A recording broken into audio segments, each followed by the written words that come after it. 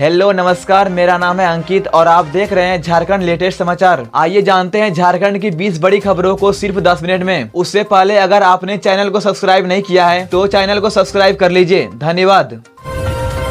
गंगाराम अस्पताल में भर्ती दिसोम गुरु शिबू सोरेन से मिलने पहुंचे राज्यपाल। सीएम हेमंत भी पहुंचे दिल्ली के सर गंगाराम अस्पताल में भर्ती झारखंड के पूर्व मुख्यमंत्री और झामुमो के वरिष्ठ नेता शिबू सोरेन की तबीयत इन दिनों खराब है। बुधवार को झारखंड के राज्यपाल संतोष गंगवार खुद अस्पताल पहुंचे और शिबू सोरेन से मुलाकात की। उन्होंने उनका हालचाल जाना और डॉक्टरों से इलाज की जानकारी भी ली। राज्यपाल ने कहा, मैं भगवान से प्रार्थना करता हूँ कि दिसोम गुरु जल्द स्वस्थ हो। मुख्यमंत्री हेमंत सोरेन, उनकी मां और पत्नी कल्पना सोरेन भी दिल्ली पहुंचे। उन्होंने डॉक्टरों से शिबू सोरेन की सेहत की जानकारी ली। बुधवार सुबह शिबू सोरेन की तबीयत थोड़ी चिंता वाली थी, लेकिन शाम तक उनकी हालत स्थिर हो गई और अब सुधार हो रहा है। अभी भी अस्पताल में इलाज जारी है।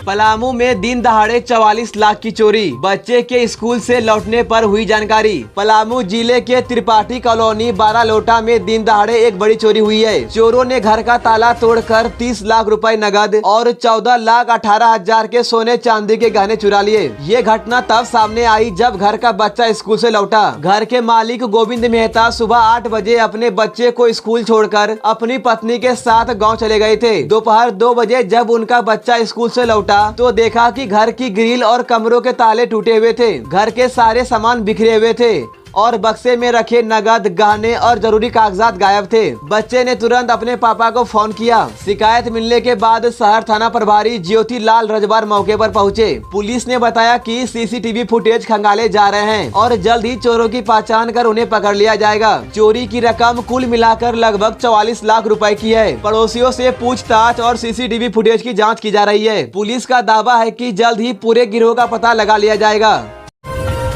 रांची समेत झारखंड के 8 जिलों में भारी बारिश का अलर्ट, वज्रपात से महिला की मौत। झारखंड में अगले कुछ दिन मौसम खराब रहने वाला है। मौसम विभाग ने रांची समेत 8 जिलों में आज भारी बारिश और बिजली गिरने का अलर्ट जारी किया है। इन जिलों में ऑरेंज अलर्ट जारी किया गया है। रांची, खुंटी, लोहरदगा, गुमला, सिमडेगा, पश्चिमी सिंहभूम, सरायकेला खरसावा और पश्चिमी सिंहभूम, इन जिलों में तेज हवा, गरज और आकाशीय बिजली गिरने की संभावना है। वहीं कुछ जिलों में बारिश थोड़ी कम हो सकती है, लेकिन सतर्क रहना जरूरी है। 27 जून को गुमला, सिमडेगा, खुंटी, पश्चिमी सिंहभूम, सरायकेला खरसावा, पूर्वी सिंहभूम में येलो अलर्ट जारी किया है। 28 जून को चतरा, कोडरमा, हजारीबाग, रामगढ़, रांची, गुमला, सिमडेगा, खुंटी और पश्चिमी सिंहभूम में येलो अलर्ट जारी किया गया है। 29 जून को गोड्डा, साहेबगंज, दुमका, देवघर, जामताड़ा, पाकुड़, गिरिडीह, धनबाद, कोडरमा, बोकारो, हजारीबाग और रामगढ़ में येलो अलर्ट जारी किया गया है। लातेहार के कैदवाही गाँव में एक महिला कुमरी मौसमात की वज्रपात से मौत हो गई। वह जंगल में बकरी चरा रही थी, तभी बिजली गिरने से उसकी मौत हो गई। मौसम विभाग ने लोगों से अपील की है कि बिजली चमकने के समय घर से बाहर ना निकले।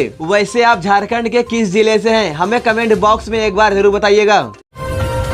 जामताड़ा में 2 साइबर अपराधी पकड़े गए। 25 lakh cash, 10 mobile phone, 20 SIM जब्त। जामताड़ा पुलिस ने 2 बड़े साइबर अपराधी को गिरफ्तार किया है। पुलिस ने इनके पास से 25,20,000 रुपए नगद, 10 mobile phone, 20 SIM card, 5 ATM card, laptop, chequebook और एक कार जब्त की है। यह अब तक की सबसे बड़ी बरामदगी में से एक है। गिरफ्तार हुए अपराधियों के नाम है प्रदीप कुमार मंडल और रघुवीर कुमार मंडल। दोनों गायछंद गाँव के रहने वाले हैं। आइए जानते हैं ये लोग कैसे ठगी करते थे। ये लोग केवाईसी अपडेट के नाम पर लोगों को फोन करते थे, फिर उन्हें एक एपीके फाइल भेजते थे जिसे खोलते ही मोबाइल हैक हो जाता था। इसके बाद उनसे बैंक की सारी जानकारी लेकर पैसे उड़ा लेते थे। इनका नेटवर्क पश्चिम बंगाल, दिल्ली, यूपी और उड़ीसा तक फैला था। एसपी राजकुमार महतो ने कहा कि जो साइबर अपराध नहीं छोड़ेंगे उनका नाम गुंडा लिस्ट में डाल दिया जाएगा। साइबर अपराधियों की प्रोफाइल बनाई जाएगी ताकि आगे कार्रवाई हो सके। थाना प्रभारी मनोज कुमार महतो की टीम ने ये कार्रवाई की। पुलिस अब गिरोह के बाकी सदस्यों की तलाश कर रही है। लोगों से अपील की गई है कि बैंक या केवाईसी से जुड़ी जानकारी किसी को ना दे।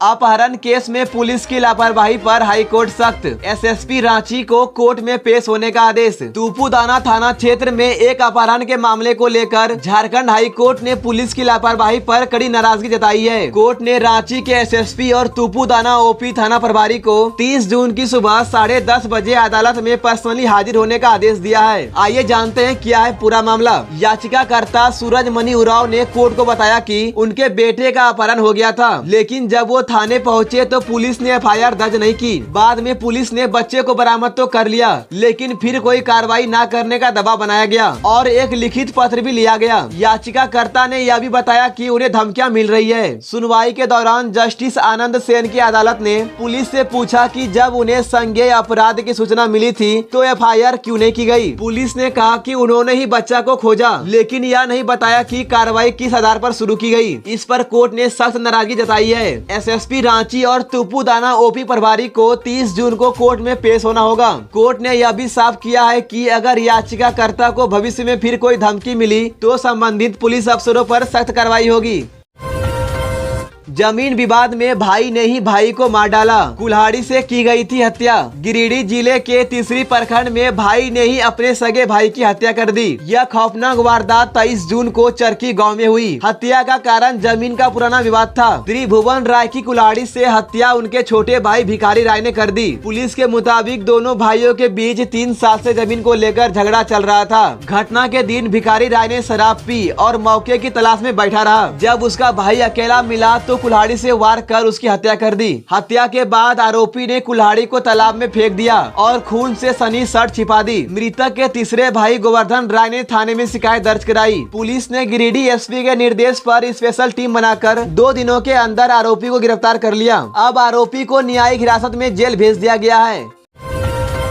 पेशा कानून पर झारखंड सरकार को झटका, हाई कोर्ट ने भेजा नोटिस। 5 अगस्त को सुनवाई। झारखंड हाई कोर्ट ने राज्य सरकार को पेशा कानून लागू नहीं करने पर फटकार लगाई है। अदालत ने राज्य के मुख्य सचिव और पंचायती राज विभाग के प्रधान सचिव को अवमानना नोटिस भेजा है। आइए जानते हैं क्या है मामला। हाई कोर्ट ने 29 जुलाई 2024 को सरकार को आदेश दिया था कि 2 महीने के अंदर राज्य में पेशा कानून लागू करे, लेकिन अब तक सरकार ने इस पर कोई ठोस कदम नहीं उठाया है। इसको लेकर आदिवासी बुद्धिजीवी मंच ने कोर्ट में अवमानना याचिका दाखिल की थी। पेशा कानून आदिवासी इलाकों में ग्राम सभा को ज्यादा अधिकार देने वाला कानून है। इससे गांवों को जमीन, जंगल और संसाधनों पर फैसला लेने का हक मिलता है। कोर्ट ने जब सरकार से पूछा कि पेशा कानून कब तक लागू होगा तो कोई संतोषजनक जवाब नहीं मिला। इस पर कोर्ट ने अवमानना नोटिस जारी किया और कहा कि अगली सुनवाई 5 अगस्त 2025 को होगी। अदालत ने साफ कहा कि राज्य सरकार कोर्ट के आदेश का पालन नहीं कर रही है। अगर अगली तारीख तक ठोस जवाब नहीं मिला तो सख्त कार्रवाई हो सकती है।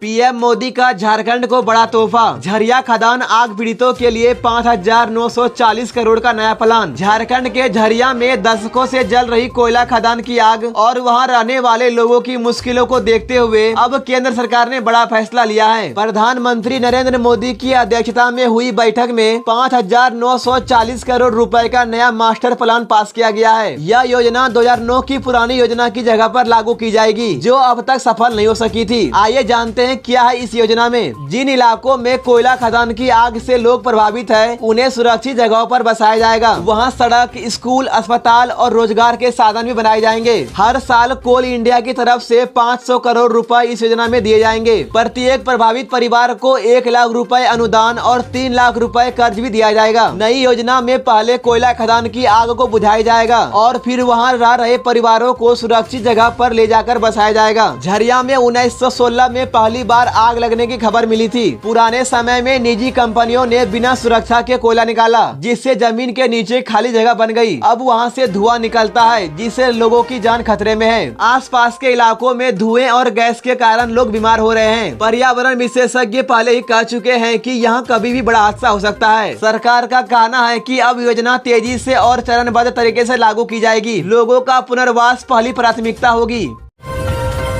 झारखंड के लेटेस्ट न्यूज को सबसे पहले देखने के लिए हमारे चैनल को सब्सक्राइब जरूर करें।